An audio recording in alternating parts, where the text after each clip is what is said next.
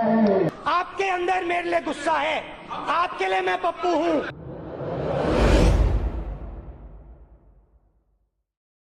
क्या कभी आपने सोचा था कि जिसे पप्पू कहकर मजाक उड़ाया जाता था, वही राहुल गांधी आज भारत की राजनीति में सबसे बड़े चैलेंजर के रूप में खड़े हो रहे हैं?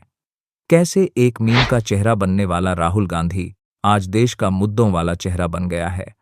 क्या राहुल गांधी वाकई बदल गए हैं, या फिर हम ही उनकी असली काबिलियत को देर से समझ पाए हैं?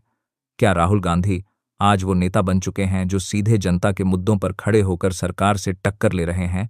और सबसे बड़ा सवाल, क्या आने वाले वक्त में राहुल गांधी देश के अगले प्रधानमंत्री बन सकते हैं? आइए इसे विस्तार से जानते हैं। वीडियो में आपका स्वागत है और आप देख रहे हैं डॉक्यूमेंट्री जर्नी। राहुल गांधी जब राजनीति में आए तो उनके नाम के साथ एक बड़ी पहचान और जिम्मेदारी जुड़ी थी, जो उनके परनाना जवाहरलाल नेहरू, उनकी दादी इंदिरा गांधी और उनके पिता राजीव गांधी से मिली थी। जनता में उत्सुकता थी राहुल गांधी को देखने की, उनको सुनने की और उनको जानने की। और बीजेपी यही नहीं चाह रही थी कि राहुल गांधी की एक मजबूत नेता की इमेज बने। हकीकत यह थी कि प्रधानमंत्री नरेंद्र मोदी और अमित शाह गांधी परिवार को नापसंद करते थे। उनका मकसद गांधी परिवार को राजनीति से बाहर करना था। बीजेपी राहुल गांधी की पहचान की हत्या करने लगे।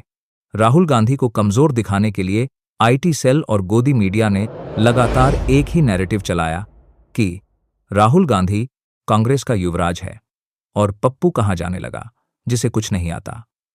उनके हर बयान पर मीम बनाए गए, कभी अंग्रेजी उच्चारण पर मजाक तो कभी उनकी हकलाहट पर तंज कसा गया।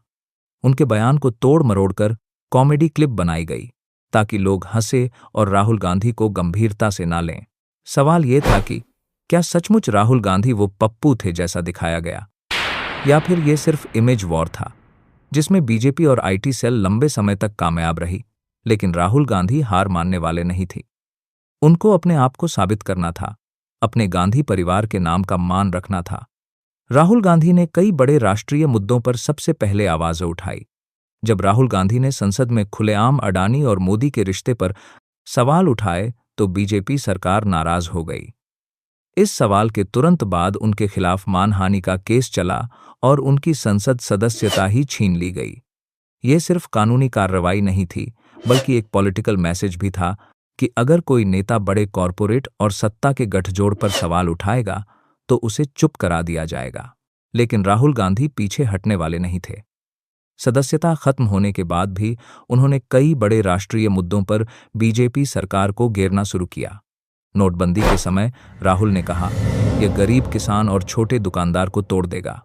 जीएसटी को उन्होंने गब्बर सिंह टैक्स कहा और लाखों छोटे व्यापारियों की आवाज बने। किसानों की आत्महत्या और सूट बूट की सरकार वाला उनका मुद्दा लोगों के दिल में उतर गया। कोरोना महामारी के समय राहुल गांधी ने कहा कि सरकार ऑक्सीजन और अस्पताल नहीं संभाल पा रही है। अब भारत की जनता को समझ आया कि राहुल गांधी सिर्फ बातें नहीं कर रहे, बल्कि सिस्टम की कमजोरियों को समय से पहले पहचान रहे हैं। लेकिन अब भी जनता राहुल गांधी से जुड़ नहीं रही थी। राहुल गांधी को एक ऐसे टर्निंग पॉइंट की तलाश थी जिससे लोग उनसे जुड़ने लगे, और वह टर्निंग पॉइंट आया भारत जोड़ो यात्रा के साथ। कन्याकुमारी से कश्मीर तक ये यात्रा चलेगी। कन्याकुमारी से कश्मीर तक हजारों किलोमीटर पैदल चलकर राहुल गांधी ने देश की गलियों, खेतों और सड़कों पर सीधे जनता से जुड़ाव बनाया। लोग हैरान थे, क्या ये वही राहुल गांधी हैं? सर्दी, गर्मी, बारिश, बिना रुके चलते हुए वो दिखा रहे थे कि ये सिर्फ कांग्रेस का युवराज नहीं, बल्कि एक ग्राउंड पर उतरने वाला नेता है। यहीं से राहुल की इमेज बदलने लगी। राहुल गांधी की राजनीति का अगला बड़ा चेहरा बना लोकतंत्र बचाने की लड़ाई। उन्होंने बार बार कहा, आज सिर्फ कांग्रेस नहीं, पूरा संविधान और लोकतंत्र खतरे में है। ये चुनाव सिर्फ बीजेपी बनाम कांग्रेस नहीं, बल्कि लोकतंत्र बनाम तानाशाही है। राहुल गांधी ने ईवीएम मशीन की पारदर्शिता पर सवाल उठाए। ईडी, सीबीआई और आईटी जैसी एजेंसियों पर सवाल उठाए कि यह सरकार के इशारों पर काम करती है। इसका असर यह हुआ कि 2024 के चुनाव में बीजेपी ने नारा लगाया था 400 सीटों का, और सिर्फ 240 सीटों पर सिमट गई। राहुल गांधी ने इंडिया गठबंधन को 234 सीटें दिला दी और एक मजबूत विपक्षी पार्टियों के नेता बने।